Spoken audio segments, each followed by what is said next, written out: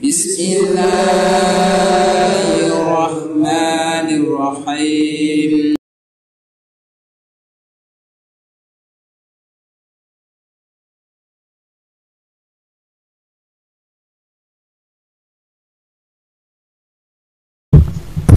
Saya sudah melayat ke apa istilahnya itu, ke kedutaan besar Vatikan lah,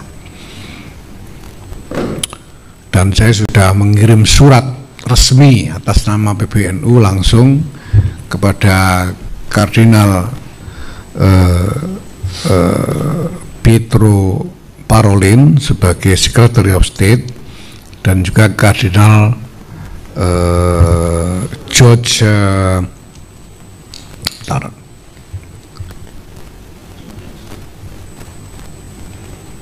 nanti bisa kita share itu suratnya, karena itu sebetulnya ya.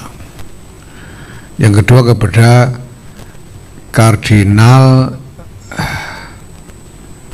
George Kovakat, ya, George Kovakat Prefect. Ini beliau adalah kardinal yang bertanggung jawab untuk soal interreligious dialog, untuk menyampaikan bukan cuma belasungkawa, kami juga berduka cita gitu. Jadi kami ini juga berhak ditakziahi sebetulnya soal meninggalnya Paus Fransiskus ini, bukan cuma gereja Katolik saja, karena kami melihat bahwa meninggalnya Paus Fransiskus ini adalah kehilangan bagi seluruh dunia, karena Paus selama kepemimpinan beliau, Paus Fransiskus itu secara ngotot dan tidak kenal lelah menghadirkan gereja Katolik ini sebagai pembela dan pengasuh kemanusiaan. Itu yang ingin beliau hadirkan. Ya, kita tahu bagaimana Paus membuat gestur mengelurkan tangan kasih sayang kepada siapa saja tanpa membedakan latar belakang dan sebagainya. Itu adalah keteladanan yang paripurna untuk semua orang. Dan NU juga kan selama ini selalu ikut serta dalam kerjasama bersama-sama dengan gereja Katolik untuk berbagai isu kemanusiaan, ya, dan upaya membangun perdamaian. Ya.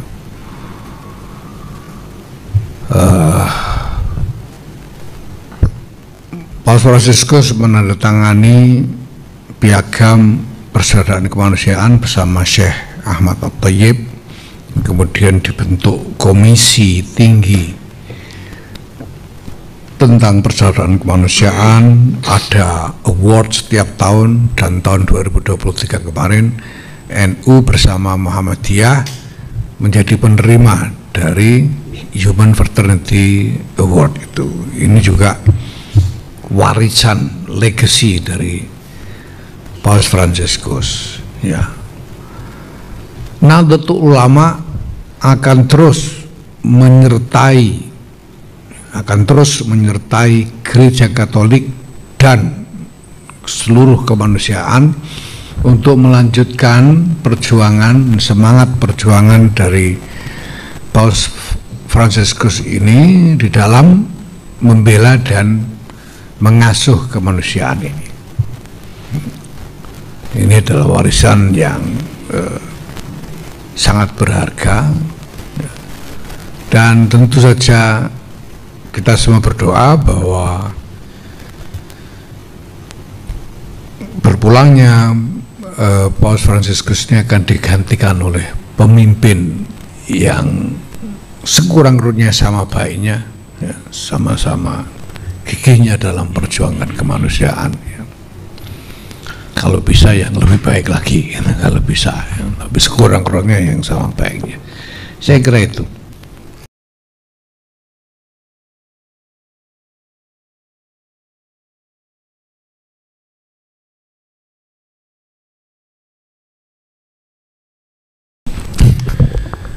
Ya, sebetulnya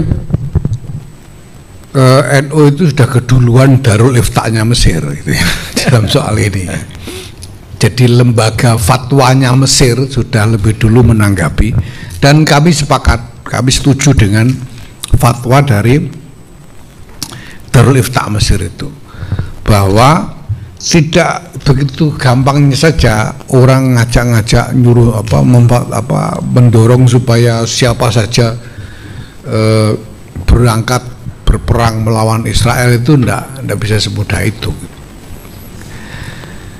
Di dalam fatwa Darul Ifta Mesir itu disebut pentingnya bahwa jihad itu harus dilaksanakan di bawah otoritas yang sah. Istilah yang dipakai itu royah. Royah itu bendera kepanglimaan itu, yang sah gitu.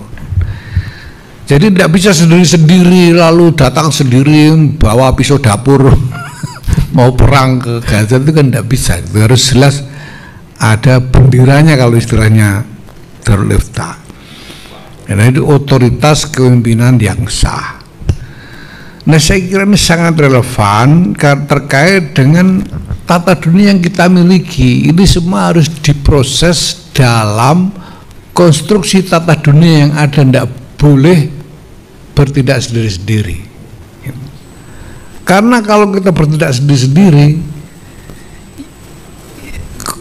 yang dicapai bukan penyelesaian tapi tambahnya masalah gitu. Tambah masalah. Ya kemarin kan sudah terjadi ketika ISIS bikin begitu, lalu orang berangkat sendiri-sendiri, semaunya sendiri. Apa yang terjadi sekarang? Semua bingung. Ini ada sekian orang Indonesia di sana, mau diapakan? ISISnya sudah kucar-kacir, mereka mau kemana? Minta pulang, mereka sudah terlanjur membakar paspornya masing-masing gitu. Sudah terlanjur punya anak entah dengan siapa di sana gitu, anaknya bagaimana gitu. Hasilnya semua masalah gitu, karena tidak diproses di dalam konstruksi tata dunia yang ada secara benar. Masalah dasarnya adalah soal sejauh mana masyarakat internasional ini secara teguh menegakkan tata dunia ya, yang sudah disepakati. Prinsip-prinsip tata dunia yang sudah disepakati, itu masalahnya di situ. Ya. Jadi untuk lebih tegas lagi, ya, NU menolak fatwa Ittihad Ulama Muslimin tentang jihad individual itu, dan lebih setuju dengan fatwa dari Darul Ifta Mesir, ya, bahwa apapun yang terjadi, yang namanya jihad itu harus dilaksanakan di bawah otoritas yang sah untuk memimpin jihad. Dulu waktu Belanda masuk, itu sebetulnya yang dituntut itu, kita sekarang kan punya Hari Santri 22 Oktober itu tanggal dari diterbitkannya apa yang disebut resolusi jihad. Resolusi jihad itu istinya apa? Resolusi jihad itu adalah hasil rapat NU di Surabaya. Hasil rapat NU, resolusi jihad. Isinya apa? Isinya adalah meminta kepada pemerintah RI, untuk menyatakan perang sabil melawan Belanda dan sekutu yang datang untuk menjajah kembali ke Indonesia. Jadi meminta kepada pemerintah untuk memimpin perang, bukan berangkat sendiri-sendiri gitu. Karena jihad itu harus di bawah kepemimpinan yang sah, ya, itu saya kira.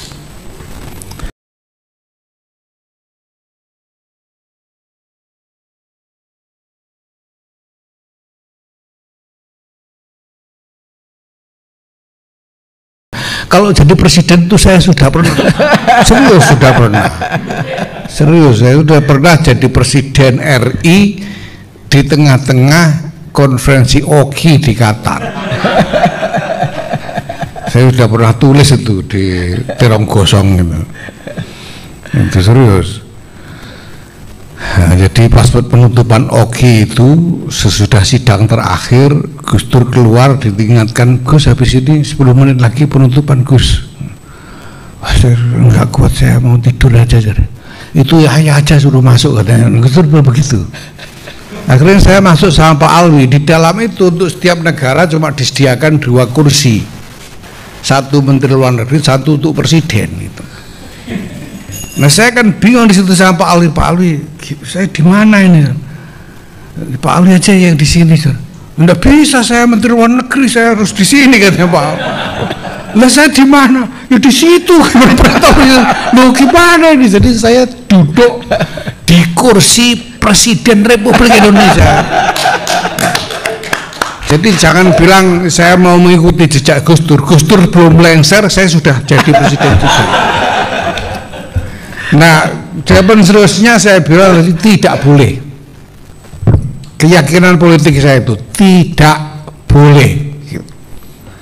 Kalau saya pengen jadi presiden, ya nanti habis jadi ketua umum BNU saya harus masuk partai dan harus berjuang di partai itu supaya menjadi calon presiden sebagai orang partai, tidak boleh sebagai pimpinan NU, tidak boleh. Saya mau ngulangi berapa lagi, dari awal saya udah ngomong begini masih ditanya begitu terus. Seperti itu ya.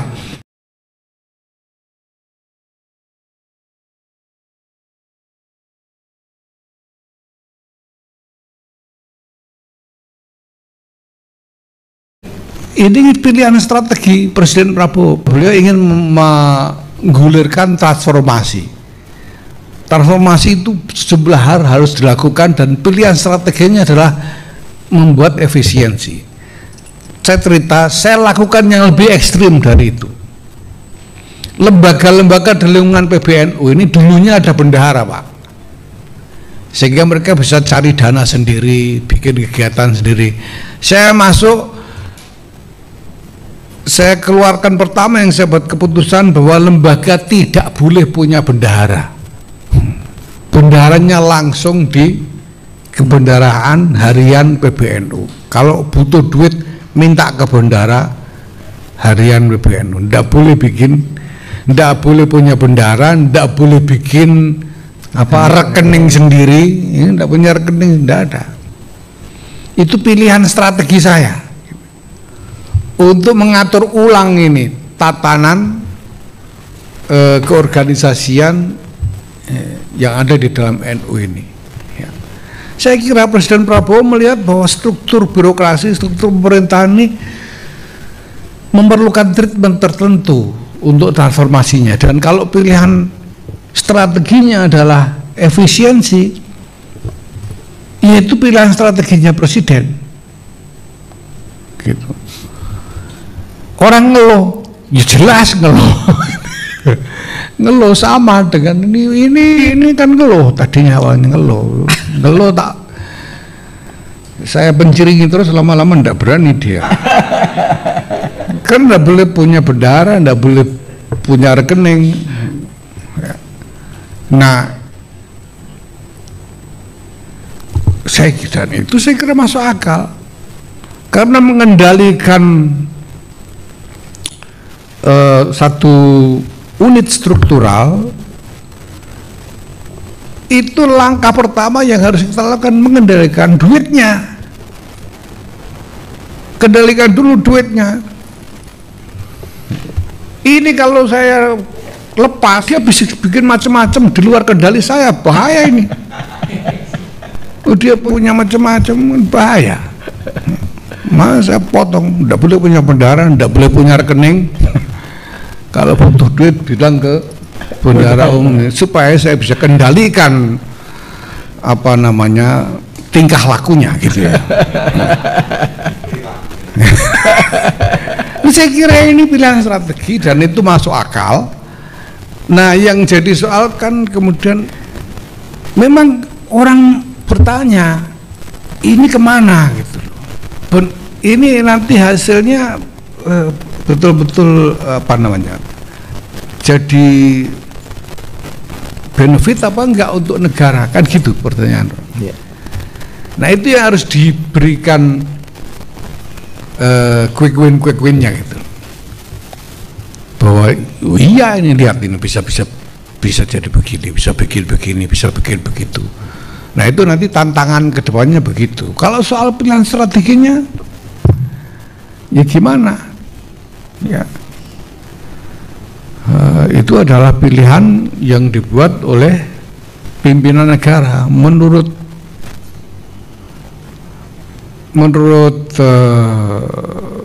ya kita harus melihat itu sebagai wewenang kepala negara yang normal, ya. Dan saya pribadi melihatnya masuk akal. Tinggal nanti kita tunggu hasilnya. Aku namanya transformasi itu kan bukan sesuatu yang bisa kita lakukan sekarang langsung keluar hasilnya sekarang, tidak bisa. Ini butuh waktu. Nah, tantangan semua pemimpin adalah menjaga kepercayaan orang terhadap visi transformasi itu sendiri, ya. Bahwa ada yang harus dikorbankan, tapi nanti akan ada yang dicapai yang lebih baik dari yang ada sebelumnya, ya, kita lihat nanti. Nah, dinamika internalnya kan saya tidak tahu, ya, saya tidak tahu dinamika. Nyatanya kalau NU sendiri yang dialami oleh NU, beberapa kementerian menggait NU dalam kerjasama dan jalan gitu ya. Kementerian yang katanya anggarannya disunat-sunat itu ternyata ya kerjaannya paling tidak yang dikerjasamakan dengan NU itu jalan gitu.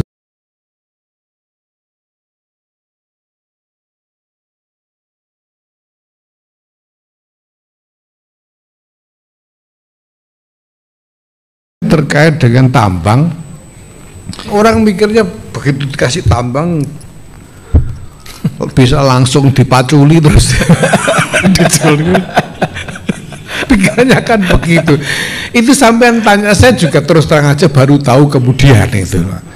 Setelah tanya orang-orang itu termasuk orang-orang dari pemerintah, dari kementerian bilang ini ya prosesnya ini baru bisa betul-betul eksploitasi, itu butuh proses sekurang-kurangnya butuh waktu paling cepat 2 tahun katanya itu dari Kementerian SDM itu mengatakan begitu. Nah, sekarang ini masih buahnya ini surat lah ini itu yang detailnya banyak sekali, urusannya banyak sekali yang sekarang dikerjakan. Dan kami sudah memberi mandat kepada Bendahara Umum Gus Van Arif untuk mengerjakan itu. Proses masih jalan. Duitnya kapan? Ya nanti kalau sudah selesai gitu. Sekarang ini proses itunya jalan. Waduh, macam-macam Pak, itu ada. Ya Allah Gusti, sudahlah. Ya saya tidak mau tahu nanti ngabisin otak saya, nanti saya tidak bisa ngerjakan yang lain dan saya serahkan gitu aja. Silakan lah gitu. Jadi tambang yang sudah keluar itu adalah WIUP, ya, WIUPP, wilayah usaha wilayah izin usaha pertambangan, baru itu yang keluar. Ya, selebihnya masih dalam proses. Waduh, macam-macam lah, macam-macam. Ya, saya juga enggak tahu persis Pak, saya tuh jualan kacang rebus saja belum pernah ya. Apalagi ngurus tambang. Ini saya serahkan ke Bendahara Umum seluruhnya. Saya kira gitu. Orang Ya, saya sendiri juga kemana-mana nanya gimana, kapan jadi duit gitu. Ternyata itu butuh proses yang lama. Yang katanya paling cepat 2 tahun, ya sudah gimana lagi gitu. Ya tidak apa-apa. Ya. Prinsipnya buat saya bahwa ini program pemerintah dikasih ke NU, ya sudah kita terima. Saya ditanya oleh pihak asing lah tentang ini ya, kenapa NU terima tambang gitu. Nah yang ngasih presiden saya bilang gitu. Nah kalau NU nolak kan sama dengan nolak presiden, itu kan bukan positioning yang bagus buat NU nolak presiden gitu. Dan kami butuh sederhana itu. Ini program pemerintah. Gimana prosesnya pertimbangannya pemerintah, kan kami tidak minta Bapak. Kan kami itu bukan menuntut hendaknya NU dapat bagian, kan nggak pernah begitu kami ini. Tiba-tiba ada blade pemerintah memberikan kepada NU, ya sudah kita terima. Kita upaya jalankan dengan sebaik-baiknya. Begitu aja. Duitnya sudah apa belum? Masih lama. Ya.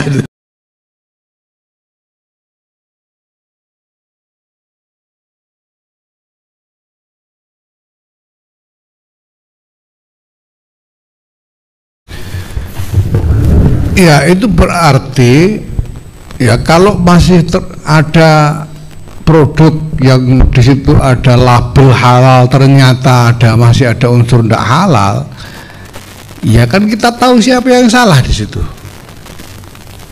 Yang mengesahkan kehalalannya siapa, yang keluarkan sertifikatnya siapa. Jelas ada yang salah.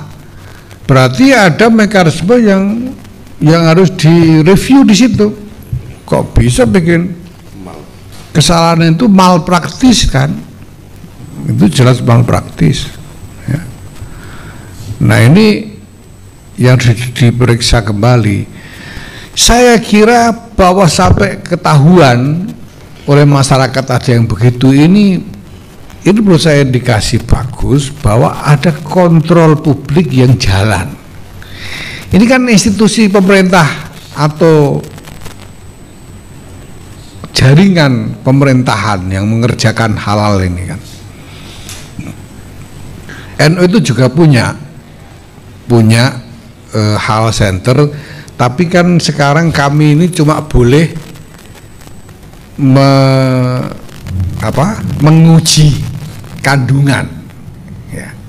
Habis itu yang kami laporkan ke badan yang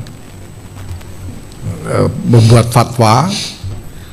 Kalau tidak salah ada ketentuan itu MUI bisa membuat fatwa, tapi kalau dalam jangka waktu tertentu tidak keluar fatwanya, fatwa dikeluarkan oleh Kemenak ya, oleh BPJPH ya? Oleh BPJPH ya. Mereka punya lembaga sendiri untuk itu, dan kemudian baru sertifikatnya dikeluarkan, kan seperti itu. Nah saya kira ya harus diurus itu makanan itu dulu yang meriksanya siapa? Kan ada apa namanya? Pemeriksa laboratorium pemeriksa itu apa namanya Pak? Badan PT POM. BPOM ya, BPOM pemeriksa. Ya. Obat dan pangan. Badan POM. Obat dan makanan. Itu kami punya Pak. Kami itu kan diberikan izin kayak lembaga apa namanya, saya lupa gimana ya lembaga pemeriksa halal. Nah lembaga pemeriksa halal, lembaga pemeriksa halal. Kami punya juga laboratoriumnya kerjasama dengan Sukovindo. Jadi kami pakai Sukovindo laboratoriumnya, tapi kami tenaga-tenaganya dari teman-teman NU untuk memeriksa kandungan produk itu halal apa enggak. Tentu juga memeriksa prosesnya kan.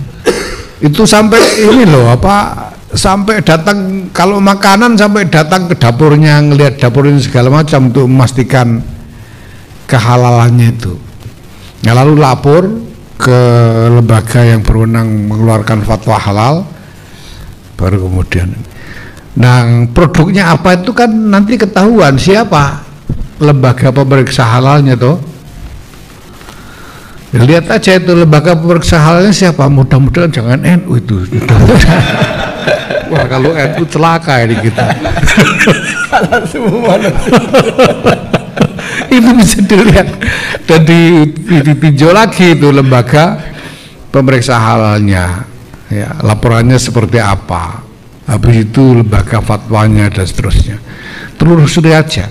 Tapi bahwa masyarakat ada inisiatif untuk memeriksa ulang itu saya kira luar biasa, bagus sekali ya. Ya, saya tidak tahu apakah perlu ada kayak NGO untuk melakukan pengawasan dalam soal ini. Ya, kalau ada yang punya inisiatif saya kira akan bagus, tapi bahwa publik masih bisa fungsional melakukan pengawasan dalam soal halal ini sesuatu yang saya kira sangat bagus ya. Mudah-mudahan untuk yang lain-lain juga terus kayak begini. Oke?